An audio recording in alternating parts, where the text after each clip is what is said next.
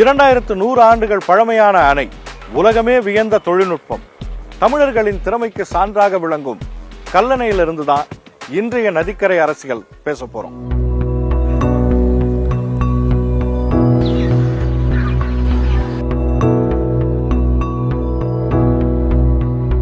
கர்நாடகாவின் குடகு மாவட்டத்தில் உள்ள பிரம்மகிரி மலையில காவிரி உற்பத்தி ஆகிற இடத்துக்கு தலைக்காவிரின்னு பேரு. கர்நாடகத்துல 320 கிலோமீட்டர், தமிழ்நாட்டுல 416 கிலோமீட்டர், இரு மாநில எல்லையில 64 கிலோமீட்டர், மொத்தமா காவிரி பயணம் செய்யற தூரம் 800 கிலோமீட்டர்.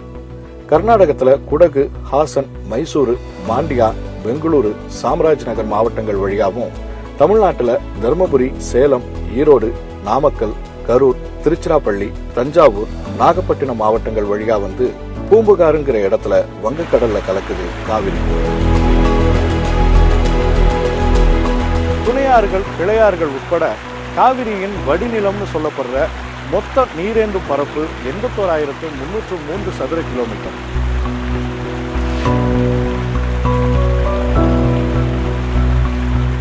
பல லட்சம் மக்களுடைய வாழ்வாதாரமா இருக்கிற காவிரி நதிநீர் பிரச்சனை இன்னைக்கு நேற்று தொடங்கினதில்லை. 225 ஆண்டுகளுக்கு முன்பே, அதாவது 1801ஆம் ஆண்டு பிரிட்டிஷ் கிழக்கிந்திய கம்பெனி காவிரிக்கு நடுவுல மேட்டூர்ல அணை கட்ட முயற்சி செஞ்சப்போ அதை மைசூர் சமஸ்தானம் எதிர்க்க தொடங்கினாங்க. அப்போத்திலிருந்தே இது இரு பகுதிகளுக்கு இடையிலான பிரச்சனையா இன்னைக்கு வரைக்கும் தொடர்ந்துகிட்டு இருக்கு.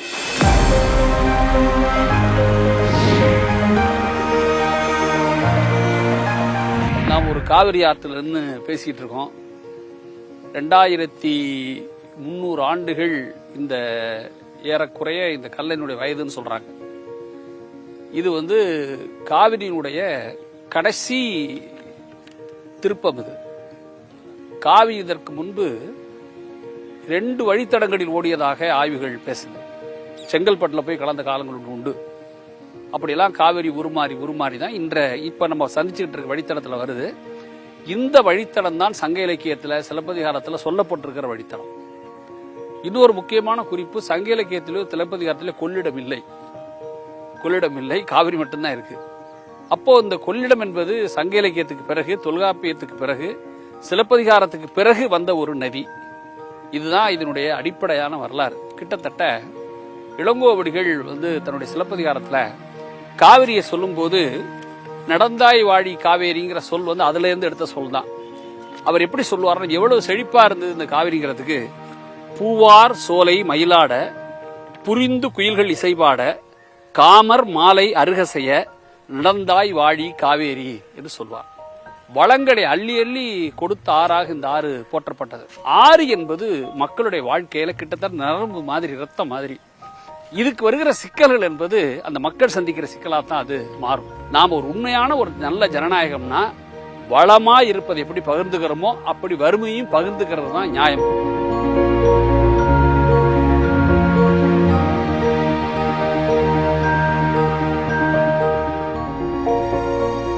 கல்லணை இருக்க, இது ஒரு பெரிய யுனிக்.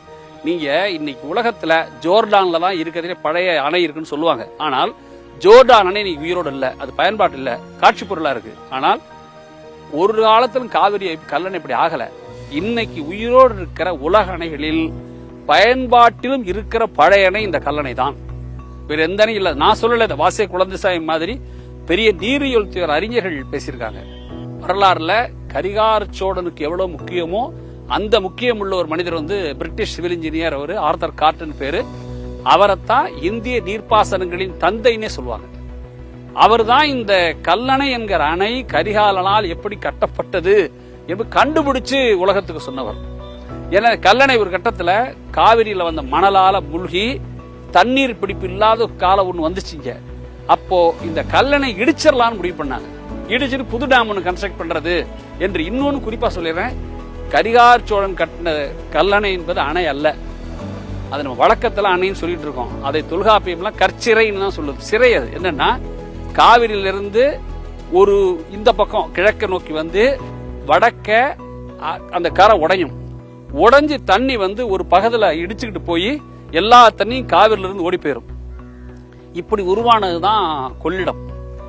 அத அவன் என்ன செய்யறான்னா, ஒரு செக் டேம் கட்டுறான், கலிங்குலா கட்டி தண்ணி ஃப்ளோ இப்படி இருக்கும், நீர்ப்பரப்பு அதிகமான போது வழிஞ்சு ஓடிடும், நீர்ப்படிப்பு அந்த மட்டத்தில் இருக்கும்போது டெல்டாவுக்கு போயிடும்.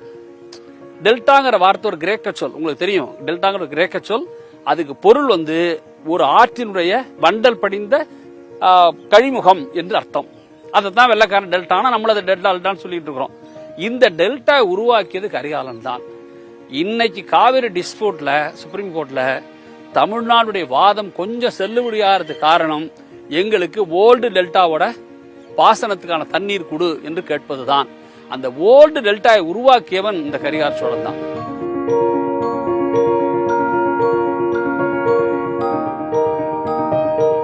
ஏன் இந்த கல்லணைகிட்ட வந்து ஒரு கலிங்குலாவை ஒரு கற்சிரையை கட்ட முடிவெடுத்தாங்கிறதே பெரிய ஆச்சரியமான விஷயம். அதைத்தான் ஆர்தர் காட்டன் ஆய்வு செஞ்சான். அவன் தான் இதை தோன்றான். அந்த கிழக்கு பகுதியில இந்த அணையை உடைக்கிறதுக்கு முயற்சி பண்ணும்போது அவன் கண்டுபிடிக்கிறான், இது ஒரு கல்லும் பாறையும் ஒரு களிமண்ணுடைய மேல மேல அடுக்கப்பட்ட விதம் இது என்று கண்டுபிடிச்சு இந்த தொழில்நுட்பத்தை தான் அவன் வந்து கோதாவரியில தௌலிய தனையில போய் கட்டுறான். அவன் தான் இதெல்லாம் பதிவு பண்றான். நம்ம பதிவு பண்ண, அவன் தான் பதிவு பண்றான். ஆச்சரியப்படுறான், இப்படி ஒரு தொழில்நுட்பம் தமிழ்நாட்டு எப்படி இருந்துச்சு என்று. இது ஒன்னு டெக்னாலஜி, இன்னொன்னு அதை பற்றிய அறிவு, மூன்றாவது ஒர்க் போர்ஸ் இருக்கு பாருங்க, அதை ரொம்ப திறமையாக இலங்கையிலிருந்து கொண்டு வந்தான். குறிப்பின்படி சொன்னால் கரிகால சோழன் கிட்டத்தட்ட 83 வயது வரையிலும் வாழ்ந்திருக்கிறார். இந்த அணை ஏறக்குறை 30 ஆண்டுகள் தொடர்ந்து கட்டப்பட்டு, அதனாலதான் இது ஸ்னேக் டேம் சொல்றாங்கல்ல, ஒரு பாம்பு மாதிரி காலத்தோட வளைஞ்சு கட்டப்பட்ட அணை. பொய்க்கவே பொய்க்காது, எது வளம் குன்றினாலும் பொய்க்கா காவிரி இனி இந்த கதியில் கிடக்கிறது என்று பார்க்கும்போது ஒரு தமிழர்களாகிய நாம் இந்த நதியை மீண்டும் நம் நதியாக மாற்றுவது தேவை என்றே எனக்கு படுகிறது.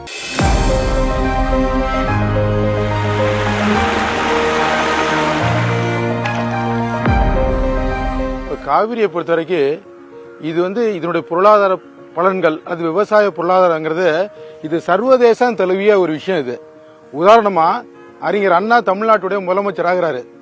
ஆன உடனே 1968 வந்து விவசாயிகள் மாநாடு நடத்துறாரு. அப்ப என்ன சொல்றாருன்னா, காவிரியில குருவை இருக்கா, சம்பா இருக்கா, தலடி இருக்கான்னு தான் கேக்குறாங்க. காவிரியில என்ன விளைஞ்சாதான் அமெரிக்கா கடன் கொடுப்பான் என்பதை அறிஞர் அண்ணா வலியுறுத்தி பேசுனது இன்னும் அந்த வீடியோ பதிவுகள் இருக்கு. இது ஒரு பக்கம். அதே மாதிரி பாத்தீங்கன்னா இந்திய அளவுல ஹெமிங்வேன்னு ஒருத்தர் புத்தகம் எழுதியிருக்காரு, எசட்டியர் புக்கு போட்டிருக்காரு. அவர் 1905 1906 இந்தியா பூரா இருக்கக்கூடிய பாசனத்தை பத்தி எழுதுறாரு.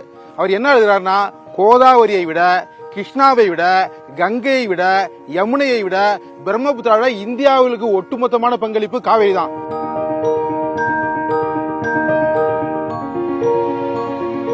கிட்டத்தட்ட இங்க வந்து என்ன முக்கணிகள் மட்டும் இல்ல, நீங்க வாழை, பலா இது மட்டும் கொடுக்கறது மட்டும் இல்ல, கரும்பு இல்ல, இந்த பகுதியில நவ தானியங்கள், நீங்க நான் இதுக்கு சொல்லல, இந்த ரோட்ல நீங்க போய் பாத்தீங்கன்னா நவ தானியங்களும் வெத்தலை விளையும், துவர விளையும், பயிறு விளையும், உளுந்து விளையும், எல்லாமே விளையுது.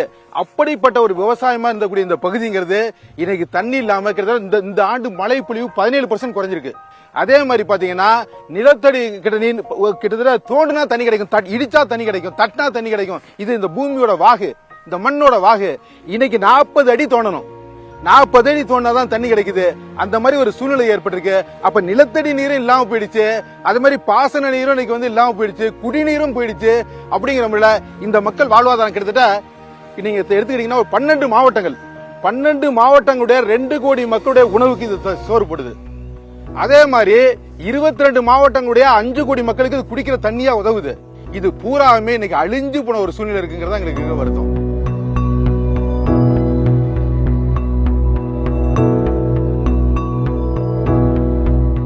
செயற்கையா உருவாக்கல, இது இயற்கையுடைய கொடை, தென்மேற்கு பருவக்காலுடைய சீதனம். இது நாங்க இந்த பூமியில விளைஞ்சவங்க இருந்தவங்க பூராமே இந்த தண்ணி வர வர வர அள்ளி அள்ளி அள்ளி குடிச்சு நாங்க சாகுபடி பண்ணோம். அப்படிதான் எல்லாமே இங்க விளைஞ்சு வந்துச்சு. அதுதான் இன்னைக்கு வந்து மரங்கள் பட்டு போச்சு. அதாவது இந்த வெள்ளி, இந்த கெண்ட மீன், ஐர மீன் அவ்வளவு துள்ளி துள்ளி குதிக்கக்கூடிய அவ்வளவு சினிமாக்கள் எடுக்கப்பட்ட இடம் இது. அவ்வளவு இயற்கை வாவி அருவியா கொட்டின இடத்துல இன்னைக்கு விளைச்சல் இல்லை. நான் ஒரு விஷயத்த சொல்றேன், இன்னைக்கு மெட்ராஸ்ல இருக்கிறவங்க வீராணம் என்பதை பத்தி அறிஞர் அண்ணா சொல்லுவாரு. வீராணம் என்பது அது வந்து ஒரு பாத்திரம் அல்ல, அது வந்து வீராணம் வந்து ஊற்று அல்ல. வீராணத்துக்கு தண்ணி இங்க தான் போகுது. சென்னையில இருக்கக்கூடிய வீராணத்துக்கு இது பாத்திரமாக கொண்டு போறதான் வீராணம், அது ஊற்று அல்ல. ராமநாதபுரத்துக்கு போகுது, திருப்பூருக்கு போகுது, ராமேஸ்வரத்துக்கு போகுது, 22 மாவட்டங்களுக்கு இந்த குடிநீர் போகுது. அப்ப இரட்டை குழல் துப்பாக்கி மாதிரி ஒரு பக்கம் பாசனத்துக்கு, இன்னொரு பக்கத்துக்கு குடிநீருக்கு, ரெண்டுக்கும் பயன்படக்கூடியதாக அது இருக்குது. இன்னைக்கு இந்த நிலத்தடி நீர் இந்த விஷயத்தினால விவசாயம் பொய்த்து போய் கொண்டிருக்கிறது. விவசாய வேலை இல்லாம தற்கொலைகள் நடக்குங்க. பிணமாக மாறக்கூடிய சூழ்நிலை ஏற்பட்டு இருக்கு. இல்ல எங்களுக்கு வருத்தம் என்னன்னு சொன்னா, இதே ஹல்தர் இங்க வந்தாரு, கல்லணைக்கே ஹல்தர் வந்தாரு. நான் நேரடியா பேசின வீடியோ இருக்கு. அவர் அப்ப ஓப்பனாக கர்நாடகத்துக்கு சப்போர்ட்டா பேசினாரு. அதனால இந்த விஷயத்தை பொறுத்த வரைக்கும் காவிரி பொய்த்து போனால் இது வந்து காவிரி, நான் இந்த 2 கரைக்கும் இடையில ஓடத்துல போயிருக்கோம். இங்க நான் பிறந்த அகரப்பேட்டை தான் பிறந்து வந்தேன். இந்த 2 ஆத்துக்கு இடையில ஓடத்துல தான் போயிருக்கேன். தனியேச்சல் எழுதினாரு, காவிரியை கடக்க ஓடங்கள் தேவையில்லை, ஒட்டகங்களே போதும். காவிரியை கடக்க படகுகள் தேவையில்லை, மணல்ல பேட்டா செருப்பு போதும் எழுதினாரு. அந்த மாதிரி போயிட்டு இருக்கு காவிரி.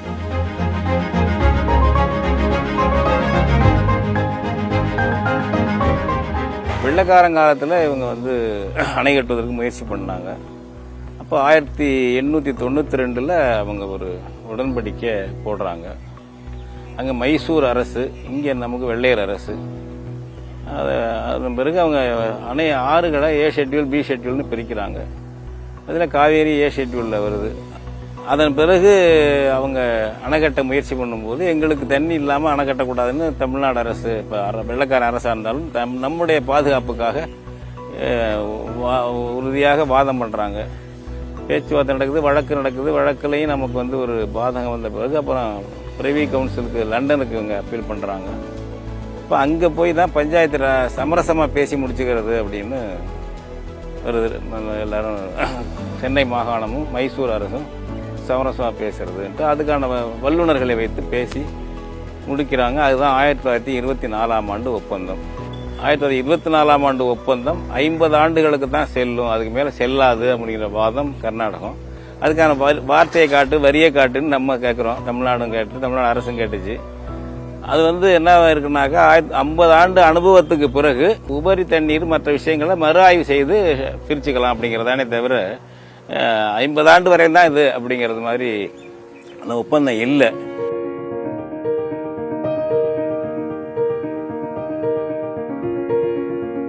ஏற்கனவே இருந்துக்கிட்டு இருந்த பாலாறு, தென்பண்ணையெல்லாம் கர்நாடகம், ஆந்திராவெல்லாம் எடுத்து முழுங்கிருச்சு. அது வர்றதே இல்லை, தண்ணியெல்லாம் வர்றதில்லை. கொஞ்சம் இருக்கிறது இந்த காவேரி தான். அதையும் விழுங்க வேண்டும் என்பது தான் கர்நாடகத்துக்கு. அங்கே காங்கிரஸ் ஆட்சியாக இருந்தாலும் பாஜக ஆட்சியாக இருந்தாலும், அங்கே மதச்சார்பற்ற ஜனதாதளம்னு இருந்தாலும், எதாக இருந்தாலும் சரி கன்னட இனவெறியோடு இருப்பாங்க. அதை வந்து நடுநிலையாக சிந்திக்க மாட்டாங்க. இந்திய அரசு, காங்கிரஸ் அரசாக இருந்தாலும் சரி பாஜக அரசாக இருந்தாலும் சரி, கர்நாடகத்துக்கு ஆதரவாக இருக்குமே தவிர நடுநிலையாக செய்யவே மாட்டாங்க. ஏன் நான் சொல்கிறேன்னாக்கா, நீங்கள் வந்து ரொம்ப சிக்கல் 70களிலேருந்து ஆரம்பம், அதுக்கு 68 69லேருந்து ஆரம்பம். முதல்ல கலைஞர் கருணாநிதி தான் பேச்சுவார்த்தைக்கு போனார். அப்போ பொதுப்பணித்துறை அமைச்சர், அங்கே கர்நாடக முதலமைச்சர், இவர் இங்கே தமிழ்நாட்டு அமைச்சர் பேசினார். அப்போ ஹேமாவதி, ஹேரங்கி கட்டுறது, அதுக்கப்புறம் கபினி கட்டுறது, எந்த அனுமதியும் இல்லாமல், இந்திய அரசு அனுமதி இல்லாமல், நம்ம தமிழ்நாடு அரசு ஒப்புதலும் இல்லாமல் கட்டுறது, அது கூடாதுங்கிறத ஆரம்பிச்சது பேச்சுவார்த்தை. இப்போ இவங்க தனியாக இதுக்காக 1956 இன்டர் ஸ்டேட் வாட்டர் டிஸ்பியூட் ஆக்ட்னு ஒன்று போட்டாங்க. மாநிலங்களுக்கு இடையே தண்ணீர் தகராறு சட்டம். அதன்படி வந்து ஏதாச்சும் இந்த வழக்கமாக ரைப்பேரியன் ரைட்டு, வரலாற்று ரீதியில் பாசன வசதி, பயன்பாட்டு வசதியெல்லாம் கொடுத்து வந்த நீரோட்டங்களை, ஆறுகளை, அதை வந்து புதுசாக வந்து தடுக்கக்கூடாது. வரலாற்று வழியில் எங்கெங்கே போச்சோ அதை அப்படியே அந்த பயனடையணும். அந்த மாதிரி இருக்கிற விஷயங்களெல்லாம் சட்டம் பண்ணலை. இவங்க சட்டம் பண்ணாமல் அணையை கட்டி முடிச்சுட்டாங்க. அதை எதிர்த்து 1970 கட்டிக்கிட்டு இருக்கும்போதே வழக்கு போடுறார் கலைஞர் கருணாநிதி முதலமைச்சர். வழக்கு தாக்கல் பண்ணுறாங்க உச்ச நீதிமன்றத்தில். யார் யார் தாக்கல் பண்ணுறாங்கன்னா, தமிழ்நாடு அரசு தாக்கல் பண்ணுது. அந்த வழக்கில் விவசாயிகள், டெல்டா மாவட்ட விவசாயிகள் தரப்பில் 2-3 பேர் இணைகிறாங்க. அது கலைஞர் சொல்லி தான். ஒருத்தர் மன்னை நாராயணசாமி, திமுக மாவட்ட செயலாளர். இன்னொருத்தர் வந்து கருப்பையா மூப்பனார். இன்னொருத்தர் வந்து முரசொலி மாறன். விவசாயிகள் தரப்பில் அதில் இம்ப்ளீட் ஆகிக்கிறாங்க தமிழ்நாடு அரசு போட்ட வழக்கு. அதில் பல கோரிக்கைகள், மெயினான கோரிக்கைகள், புதுசாக அணை கட்டக்கூடாது எங்கள் ஒப்புதல் இல்லாமல், வந்து தீர்ப்பாயம், காவேரி ட்ரிபியூனல் அமைக்கணும். இன்டர் ஸ்டேட் வாட்டர் டிஸ்பியூட் ஆக்டில் அது இருக்குது, கான்ஸ்டிடியூஷன்ல இருக்குது. அதனால் இந்திய அரசு தலையிட்டு ஒரு தீர்ப்பாயம் அமைக்க வேண்டும் என்பது தான். அதுக்கு இந்திய அரசு மறுக்குது. நீங்கள் உத்தரவு போடுங்கிறது தான் வழக்கு. 1970 போட்ட வழக்கு. காங்கிரஸ் 2 பிளவுபடுது. தலைமை அமைச்சராக இந்திரா காந்தி அம்மா இருக்காங்க. இப்போ இந்த அம்மா வந்து 71 பார்லிமெண்ட்டை கலைச்சிட்டு தேர்தல் வைக்கிறாங்க. கலைஞரும் சட்டமன்றத்தை கலைச்சிட்டு இணைஞ்சிக்கிறாரு தேர்தலில். அதனால உச்சநீதிமன்றத்தில் போட்ட வழக்கை வாபஸ் வாங்கிக்கோங்க அப்படின்னு இந்திரா காந்தி அம்மா கருணாநிதியை கேட்குது. முதலமைச்சர் கருணாநிதி ஒத்துக்கொண்டார். 71லயே அந்த வழக்கை வாபஸ் வாங்கிறார். அப்ப யாருக்கு சப்போர்ட்டா போறாரு? கர்நாடகத்துக்கு.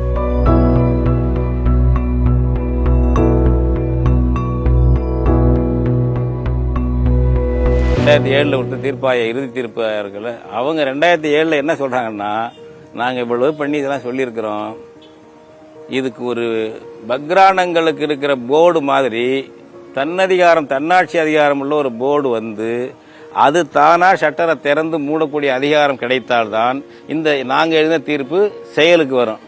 இல்லைன்னா இது ஒரு பீஸ் ஆஃப் பேப்பர். யாரு? அந்த தீர்ப்பாய நீதிபதிகள், உச்சநீதிமன்ற நீதிபதியாக தகுதி உள்ள நீதிபதிகள் இருந்தது. இது ஒரு துண்டு கெடுதாசியா தான் இருக்கும். கடந்த கால அனுபவம். ஏன்னா அவங்க கொடுத்த இடைக்கால தீர்ப்பு 1991 ஜூன் 25 கொடுத்த தீர்ப்பு செயல்படுத்தவே இல்லை. அதனால அந்த அனுபவத்திலேருந்து அந்த ஆட்கள் இதை சொல்றாங்க, பீஸ் ஆஃப் பேப்பரா தான் இருக்கும் அது. இதையெல்லாம் அவர் சுப்ரீம் கோர்ட்ல என்ன பண்றாங்கன்னா, அதெல்லாம் செல்லும், அந்த தீர்ப்பை நாங்க மாடிஃபை பண்ணல, இதை எப்படி இம்ப்ளிமெண்ட் பண்ணணும்னு சொல்லியிருக்காங்களோ சுப்ரீம் கோர்ட்ல, அது பூரா நாங்க ஏத்துக்கிட்டோம், தண்ணி பகிர்வதில் தான் ஒரு மாடிஃபிகேஷன் பண்ணியிருக்கிறோம், மற்றதெல்லாம் இறுதி தீர்ப்பாயத்தில் சொன்னது அதே இந்த தீர்ப்புக்கு உட்பட்டது தான், தீர்ப்புப்படி அதை செயல்படுத்தணும் என்று சொல்லி கொடுக்குறாங்க. அப்படி ஒரு தன்னாட்சி அதிகாரம் உள்ள ஆணையத்தை அமைக்க மறுத்து விட்டார்கள். யாராரு? ஸ்ரீமான் மன்மோகன் சிங் அப்படியே கிடப்பில் போட்டார். அவர் ஆட்சியில் 2007 கொடுத்தது. இது ஒரு பேச்சு மூச்சில் அதை கண்டுக்கல. சோனியா காந்தி கண்டுக்கல, மன்மோகன் சிங் கண்டுக்கல. இங்கே பல போராட்டங்கள் அது நடந்துகிட்டு தான் இருக்கு, நமக்கு கண்டுக்கல. ஜெயலலிதா 2011 ஆட்சிக்கு அந்த அம்மா வந்தது. அந்த அம்மா சுப்ரீம் கோர்ட்ல ஒரு வழக்கு போட்டுச்சு, தீர்ப்பாயத்தை செயல்படுத்துங்க, அதுக்கு சுப்ரீம் கோர்ட் தலையிட்டு ஆணையிட வேண்டும் என்று ஜெயலலிதா ஒரு வழக்கு போட்டாங்க. அந்த வழக்கு போடும்பொழுது அப்ப என்ன பண்றாங்கன்னா, நாங்க இதை கெசட்ல நோட்டிஃபை பண்றோம்னு மன்மோகன் சிங் என்ன பண்றாரு, 2013 கெசட்ல நோட்டிஃபை பண்றாரு. அதை அந்த அம்மா வெற்றின்னு பணம் காட்டி எடுத்துக்கிட்டு தவிர அதுக்கு செயல்படுத்துறதுக்கான இந்த ஆணையம், போக்குவரத்து அல்லது வாரியம் எதுவும் அமைக்கல. அதனால அதன் பிறகு என்னாச்சுன்னா, மோடி அரசு காவேரி செயல்படுத்தாம தமிழர்களை வஞ்சிக்கணும் என்பதில், கன்னடர்களுக்கு ஆதரவாக இருக்கணும் என்பதில் மன்மோகன் சிங்குக்கும் அல்லது காங்கிரஸுக்கும் இந்த பாஜகவுக்கும் ஒன்றும் வேறுபாடு இல்லை. அப்படியே கிடப்பில் போட்டார். சுப்ரீம் கோர்ட்டில் தமிழ்நாடு அரசில் வழக்கு போட்டாங்க. வழக்கு போட்டதில் தான் சுப்ரீம் கோர்ட்டு தலையிட்டு இந்த தீர்ப்பை சொன்னுச்சு. அதன் பிறகு இந்த ஆணையம் அமைக்கிறதுன்னு பாருங்க, இதை எப்படி செல்லாதாக்கலான்னு சூழ்ச்சி பண்ணாங்க மோடி அண்ட் கம்பெனி. அது ஆணையத்துக்கு அட்டானமஸ் பவர் இல்லாம பண்ணாங்க. அந்த காவேரி ஆணையம் எப்படி அமைக்கப்பட்டிருக்குன்னா, மொத்த ஓட்டு போடுற உறுப்பினர்கள் 9 பேர். அதில் கர்நாடகத்துக்கு ஒரு ஓட்டு, தமிழ்நாட்டுக்கு ஒரு ஓட்டு, கேரளத்துக்கு ஒரு ஓட்டு, பாண்டிச்சேரிக்கு ஒரு ஓட்டு. மத்திய அரசு அதிகாரிகளுக்கு 5 பேர் இருப்பாங்க, 5 ஓட்டு, மொத்தம் 9. இப்போ இது என்ன ஜனநாயகம் இருக்கும்? மத்திய அரசு என்ன விரும்புதோ அதுதான் அதில் இருக்கும். இந்த 4 மாநிலமும் ஒரு விபத்து போல ஒன்னா சேர்ந்து நின்னா கூட ஒரு தீர்மானம் பாஸ் பண்ண முடியாது. ஏனென்றால் இவங்க 4 பேர் தான் 4 மாநிலமும், அவங்க மத்திய அரசு 9 பேர்ல 5 பேர் அவங்க. அப்ப அவங்க என்ன முடிவு பண்றாங்களோ அதுதாங்க. ஒண்ணு புரிஞ்சுக்க வேண்டியது, நம்ம மன்னர் ஆட்சியில நீதியை நிலைநாட்டினார்கள், வெள்ளைக்காரன் ஆட்சியில நீதியை நிலைநாட்டினார்கள். உள்ளூர்காரர்கள் தான் துரோகிகள், டெல்லியில் இருப்பவர்கள் பகைவர்களாக இருக்கிறார்கள். பல லட்சம் ஏக்கர் விளைநிலங்கள் கொண்ட தமிழ்நாட்டில் கடந்த சில ஆண்டுகளா தண்ணீர் பற்றாக்குறையால பாசன பரப்புங்கிறது குறைஞ்சிக்கிட்டே வருது. 2023, 2024 டெல்டா பகுதியில குறுவை சாகுபடிக்கு காவிரி நீர் கிடைக்காததால 2.5 லட்சம் ஏக்கர் பயிர்கள் கருகி சாம்பலாயிடுச்சு. அந்த நிலை தொடராம மேலும் மோசமடையாம இருக்கணும்னா இரு மாநில அரசுகளும் அரசியலுக்கு அப்பாற்பட்டு இதை மக்கள் பிரச்சனையா நினைச்சு பேசி தீர்த்தாகணும். மற்றொரு நதிக்கரையிலிருந்து அரசியல் பேசலாம் நேயர்களே. நன்றி.